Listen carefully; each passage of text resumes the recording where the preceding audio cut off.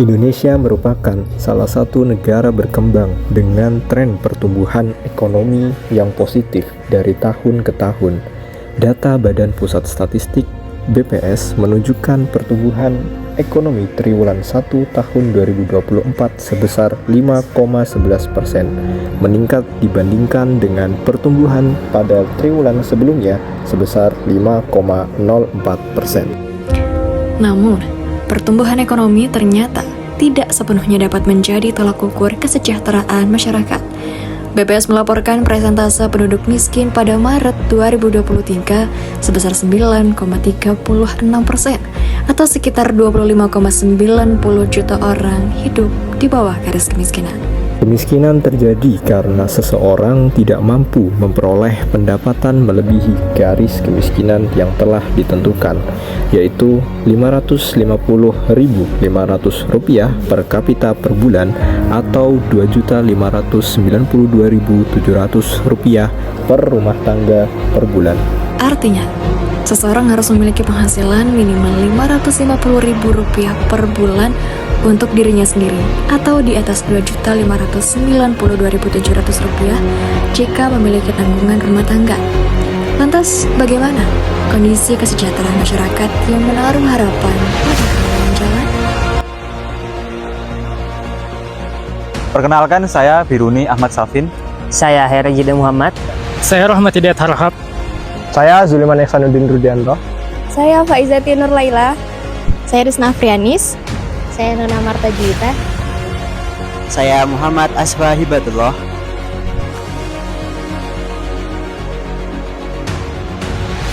Jalan Surabaya atau di depan gerbang selatan Universitas Negeri Malang memiliki intensitas keramaian yang cukup tinggi. Di sana terdapat beragam variasi penjual yang didominasi oleh penjual makanan dan cemilan. Kami ingin mengetahui bagaimana kondisi kesejahteraan para pedagang yang ada di sana. Di sini sudah berapa lama berjualan, Bu? Kurang lebih 9 tahun. Terus pendapatannya per hari kira-kira berapa ya? Kurang lebih 1 lebih. 1 juta lebih. Kemudian biasanya itu jualan di mana? Keliling atau menetap di sini? Menetap di sini. Menetap di sini ya. Terus dengan penghasilan itu tadi cukup untuk menghidupi kebutuhan sehari-hari apa enggak? Mungkin kayak sekolah anaknya gitu. Alhamdulillah cukup. Cukup ya. Ya. Terus ada kendala selama berjualan mungkin kayak hujan atau harga? Itu hujan. Atau pas anak-anak kuliah itu pas libur sekolah kan anak-anak itu Sekolah. kuliah. Oh, iya. Kuliah itu libur itu enggak menurun, Pak. Oh ya, jadi kayak apa? Hujan terus waktu-waktu libur tuh mulai kurang aja ya. Oke. Masih kotor gitu. Ya. Untuk belanjanya itu Oh, berarti bapak kurang kok kita gitu. ya alhamdulillah. Oh, siap Bu. Ya sampun kalau geser gitu. Matur nuwun. Beralih ke lokasi berikutnya, tepatnya di kawasan Taman Merjosari Malang, yang juga memiliki keramaian khususnya di sore hari. Kondisi tersebut menjadi sumber penghidupan bagi masyarakat sekitar. Lantas, apakah kesejahteraan mereka dapat terjamin oleh upaya dan kondisi tersebut? Kalau boleh tahu dengan Pak siapa ya? Muhammad Usman. Pak Usman. Usia? Usia kelahiran 69. Kelahiran 69. Pekerjaan sehari-harinya jual bakso aja. Jual bakso di sini. Sudah berapa lama, Pak? Pangkal di sini ada kalau 7 tahun setengah lebih lah. 7 tahun setengah di Merjosari. Merjosari, Taman Merjosari. Kalau boleh tahu pendapatannya per hari itu biasanya berapa, Pak? Jualan tuh kan ya nggak mesti juga, yang mesti itu ya 500, 600, 500 lah. Pernah nggak sih, Pak, satu hari itu kayak nggak laku atau rugi gitu? Alhamdulillah enggak, ini kan alhamdulillah udah punya sendiri. Oh, gitu. Jualan di Merjosarinya setiap hari? Tiap hari. Setiap hari. Jam berapa? Jam berapa? Dari rumah kan aku Paga arah ke Donomulyo sana itu. Dari sana itu jam 9, kadang jam 10 nggak. sampai sini, habis itu jam setengah 1 muter jam 4 jam setengah 5 ada di sini selesai. Berarti jualannya keliling dulu baru Paginya di sini, habis pagi sampai jam setengah 1 jam setengah 1 muter sampai jam setengah 5 nyampe sini lagi. Alhamdulillah udah banyak sendiri, namanya bakpo Assalam. Oh, bikin sendiri. Alhamdulillah jalan orang 6. Bapak yang punya berarti bakpo. Apakah dengan penghasilan tadi tuh cukup menghidupi untuk kebutuhan sehari-hari? Alhamdulillah, Mbak. Alhamdulillah cukup. Juga bisa beli sepeda anaknya, ya bisa nabung juga. Apakah terdapat kendala gitu Pak selama berjualan ini? Karena kan biasanya di jalan kan banyak aja kan kayak dibohongin, uang palsu kayak gitu-gitu. Pernah sekali. Malam waktu mau pulang ada orang mau ya beli anak-anak muda kayak pakai uang apa 100-an, nggak tahu, saya langsung tak masukin, ya, tak kasih, ya beli bakpo 10.000, ya tak kasih kembali 90. Tapi kan alhamdulillah ya berkahnya kan ke saya sendiri, Pak. Nanti itu aja. Ya. Udah gitu ya. Bakpo ini setiap hari habis atau biasanya ada sisa, Pak? Tetap mesti ada sisa, ya ada sisa. Kalau ramai kadang ya jam segini udah pulang. Ini hari-hari ini kan anak-anak kuliah kan pada pulang, ya. Iya. Baik Pak, terima kasih. Pak. Iya, sama-sama. Waktunya. Iya, tetap Berkah ya, semangat. Pak, Ya, dengan- tetap semangat kuliahnya, mudah-mudahan Iya. sukses. Amin.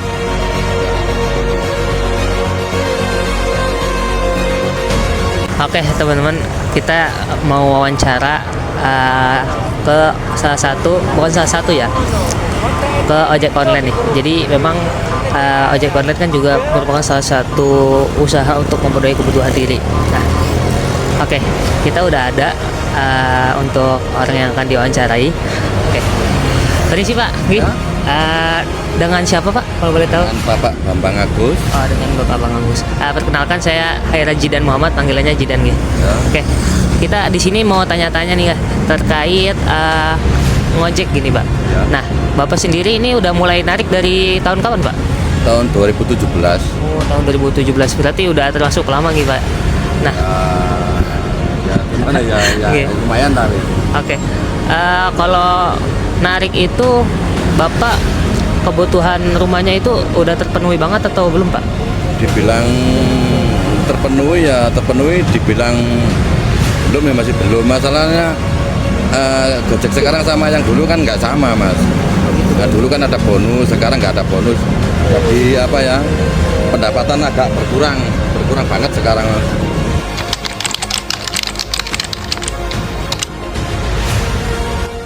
Kalau boleh tahu namanya siapa nih, Kak? Kak Naura dari Unisma, Fakultas MIPA. Kak Naura dari Unisma MIPA. Iya. Oh, Kak. Kak Isfi dari Fakultas MIPA Unisma. Kak Naura dan Kak Isfi. Iya.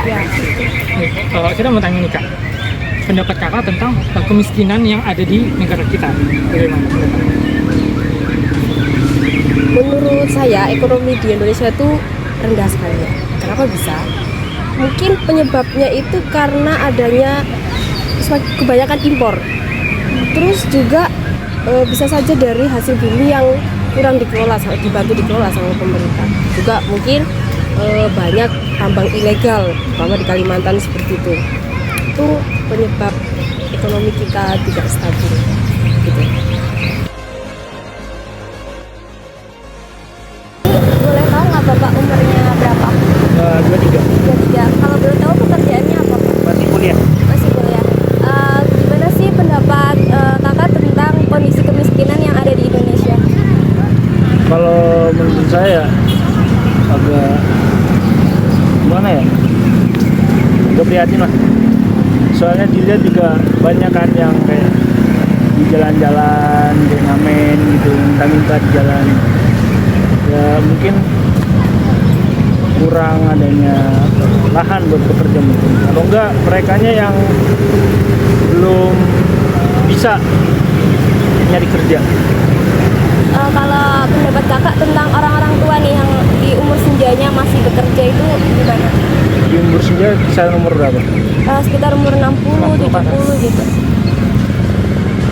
Mungkin wajar ya kalau enggak gimana ya, mungkin itu buat mereka cara bertahan hidup, ngasih makan ke anak-anaknya, ya buat mereka hidup lah ke depannya.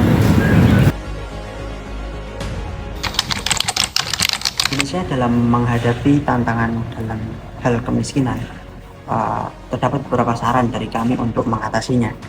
Yang pertama terkait kebijakan pemerintah dalam hal pemberdayaan masyarakat. Selain bantuan sosial, pemerintah sendiri dapat fokus pada program pemberdayaan yang memberikan masyarakat keterampilan dan juga pengetahuan. Untuk apa? Untuk dapat mandiri secara ekonomi. Hal ini dapat berupa pelatihan kerja, kemudian pendampingan usaha kecil, menengah, atau program inkubasi bisnis.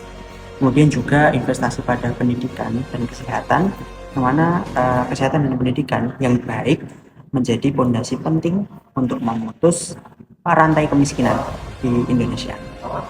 Pemerintah perlu meningkatkan kualitas dan juga akses pendidikan, serta dengan layanan kesehatan khususnya di daerah yang tertinggal. Saya untuk mengisi kemiskinan yang terjadi di Indonesia, terutama di wilayah Provinsi kita wawancara, kita bisa memberikan pelatihan agar mereka dapat melakukan usaha tersebut.